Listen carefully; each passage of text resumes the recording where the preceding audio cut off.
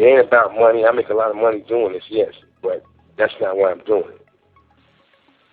If I was doing it for money, I wouldn't develop.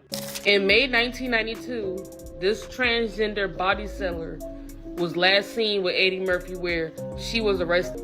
This one was found dead, okay? So her name was Shalimar. Eddie Murphy and Mel B's teen Angel is celebrating a big milestone. Mel B takes to Instagram April 7th to wish Angel a happy 18th. You know, and that's what's weird about this, to have your sexuality question and your moral fiber question and all that, when all I was doing was trying to be nice. Real ones know that Charlie Murphy was always funnier than Eddie. So why did Eddie end up being worth $500 million while Charlie stayed in the background? Well, some believe it's because Charlie refused to pay the Hollywood game. The game where celebrities are allegedly asked to raise one of their kids trans. See, there's this theory floating around that certain celebrities have to prove their loyalty by either being intimate with a trans person or raising one of their children as one. And Eddie Murphy did both. But Charlie never did any of that. He kept his life clean, protected his kids from Hollywood, and stayed away from the weird stuff. See, Hollywood is a machine, and if you want to be on top, you gotta show them you're willing to be controlled. Celebrities are just puppets at the end of the day. If you want to figure out who's really in charge, you have to look at who signs their checks. Eddie knew this, and he played the game, but Charlie never let anyone control him. In fact, there's this old interview with Charlie that just resurfaced, where he specifically said he's not controlled by money. Thing that helped me was that, you know, from the Chappelle Show, I had plenty of love from people that was giving it up from being fans of the show. And that was fuel. I used it as fuel. I continued calling my craft, make myself better, because I always had it in me that it ain't about money. I make a lot of money doing this, yes, but that's not why I'm doing it. If I was doing it for money, I wouldn't develop, okay? Money is not going to inspire you to develop. You have to really love what you're doing to develop. You know, it's in you. Indeed, and the interesting thing about that, and I think the perception of fame and television, and obviously there's different levels of it, but I actually heard that you were only making $500 an episode for the Dave Chappelle show. So obviously the money was an inspiration, right? Most people would assume because you were on television that this cat's raking it in. Dave Chappelle was raking it in. Right. That was the Dave Chappelle show. Dave Chappelle was raking it in. Nobody on the show but him. Now let me give you some context before we get to the trans stuff. Charlie and Eddie Murphy were born just 2 years apart. Charlie came first in 1959, then Eddie in 61. Their parents split when Charlie and Eddie were still toddlers, and then in 1969, their father was murdered by a woman he was seeing. So there was nothing easy about their childhood. Charlie also got into trouble at a young age and spent 10 months in jail as a teenager. However, he later cleaned up his act, enlisted in the US Navy, and served for 6 years. Meanwhile, Eddie was already on SNL at 19 years old, and it didn't take long before Hollywood snatched him up. Then came 48 Hours, Trading Places, Beverly Hills Cop, Coming to America, Harlem Nights, one blockbuster after another. And by the time Eddie was in his mid-20s, he was already one of the biggest stars in the world. And that kind of rise doesn't just happen. Now don't get me wrong, Eddie is a 1 in a million talent. No one can take that from him. But we all know there are plenty of talented people who never make it in Hollywood. And that's because talent alone is not enough. You also have to prove your obedience to the folks who pull the strings.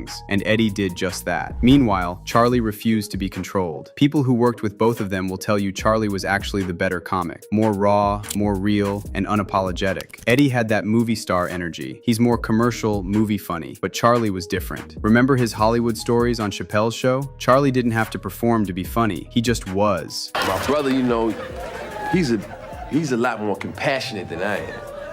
He's looking at limos driving off. He said, wow, man, Rick really needs help. I was like, yo, we just gave him some help. Bust his ass and shit. I bet you he won't come over here and disrespect like that again. Wrong. Talking about Rick James, man. Cocaine's a hell of a drug.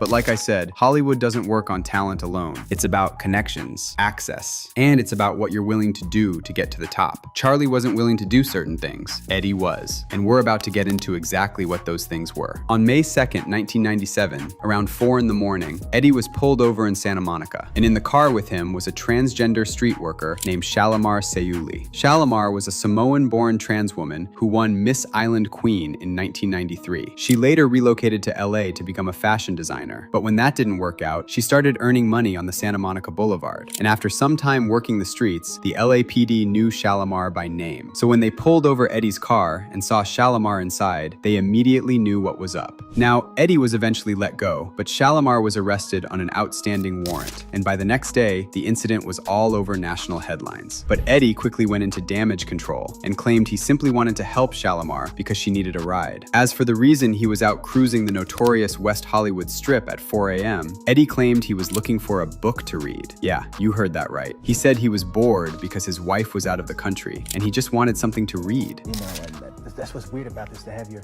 sexuality question and your moral fiber question and all that, when all I was doing was trying to be nice to somebody. Eddie Murphy tells ET that his wife and children were out of town, says he wanted something to read and went to a late-night newsstand. He stopped here and picked up the suspected transsexual at 4:45 in the morning. He says he thought he was aiding a distraught woman. Looks like a pretty Hawaiian girl in the corner crying. It looks like she was crying. She goes, oh, Eddie Murphy. She noticed him at the light. She recognized Eddie Murphy, oh my God. So I go, what are you doing? Why are you out here working the streets so late? She goes, oh, I'm on my way home. Can you give me a ride home? Police tailed them for 2 miles before pulling him over. Police say he is guilty of no misconduct, but there was a warrant out for the alleged prostitute.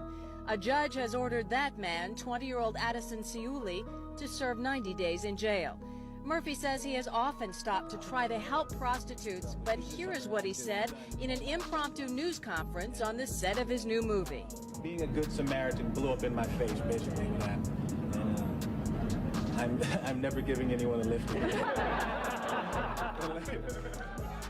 Listen, if you believe Eddie was looking for a book at 4 in the morning, you probably believe Jussie Smollett was looking for a Subway sandwich at 2 a.m. during a Chicago blizzard. Eddie's story made zero sense then, and it sounds even more ridiculous now in hindsight. But here's where it gets really dark. On the morning of April 22nd, 1998, almost exactly a year after her incident with Eddie, Shalimar's lifeless body was found on the sidewalk outside her apartment. Police claim she fell from the 5th floor and sustained fatal head injuries. However, the autopsy found no substances or alcohol in her system. Also, the coroner's report mentioned that a neighbor heard a scream around 5 a.m., right around the time Shalimar died. And that detail had a lot of people thinking that maybe it wasn't just a fall. Maybe someone pushed her. Shalimar's friends and family also didn't buy the official story. One of her friends, who went by the name Viva, even hinted that the police might have been involved in the cover-up because they refused to investigate. But that's not all. Several other girls who worked with Shalimar claimed she had been getting threats ever since that incident with Eddie Murphy. And then Shalimar's brother David said that Shalimar became paranoid and was convinced a hitman was following her. And just hearing Eddie's name would send her into a full-blown panic attack. But this wasn't the end of it. Because after Shalimar's story blew up, other trans women came forward with stories about their encounters with Eddie. Eddie then filed several lawsuits against the Globe, the National Enquirer, and even the New York Times, claiming they were publishing false information about him. However, all those lawsuits were mysteriously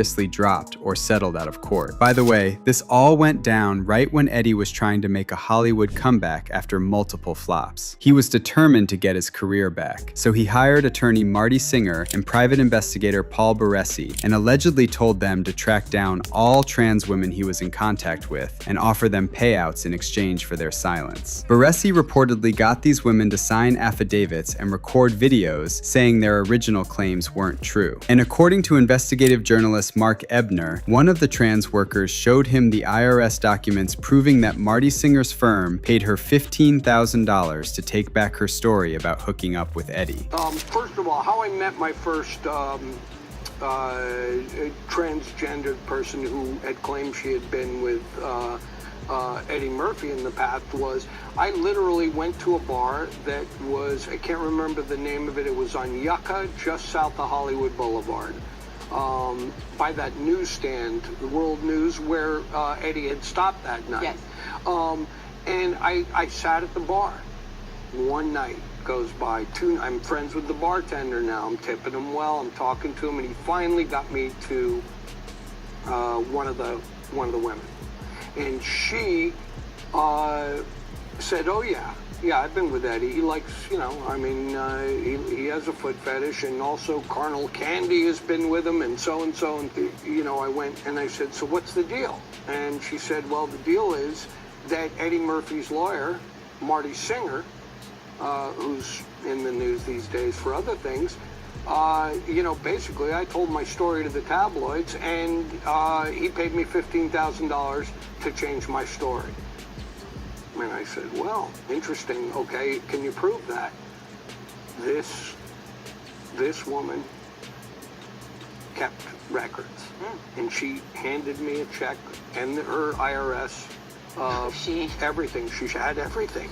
And it was signed by Marty Singer. And all this effort to bury the incident with Shalimar ultimately paid off for Eddie. The story eventually disappeared, Eddie got his career back, and continued making millions. Meanwhile, Shalimar's family never got any real answers about what happened to her. Now here's where we circle back to the whole Hollywood trans agenda storyline. Many believe this wasn't just some random scandal, but a test. A way for Eddie to show he's willing to do just about anything to stay at the top. But now some insiders are saying the price Eddie paid didn't stop there. It followed him and his bloodline. So fast forward a few years, Eddie's still on top, but his personal life is a mess. He starts dating Spice Girl Mel B in the early 2000s. She gets pregnant, but Eddie denies the child. He then drags Mel through court, slanders her in the press, makes her take a DNA test, and after all that, it turns out it was his kid. The child was born biologically female, and Mel named her Angel. But fast forward to 2024, and Angel comes out as trans and starts living as a man. And of course, Eddie had no choice but to publicly say he supports Angel's transition. So look at the pattern. You got the situation with trans woman Shalimar in the 90s. She ends up dead under sketchy circumstances. Then Eddie's own child, the one he tried to deny, ends up trans. Is it a coincidence? That's up to you to decide. But in Hollywood circles, there's this idea that when you sell your soul, it doesn't just affect you, it affects your family. Remember when Kanye said celebs are asked to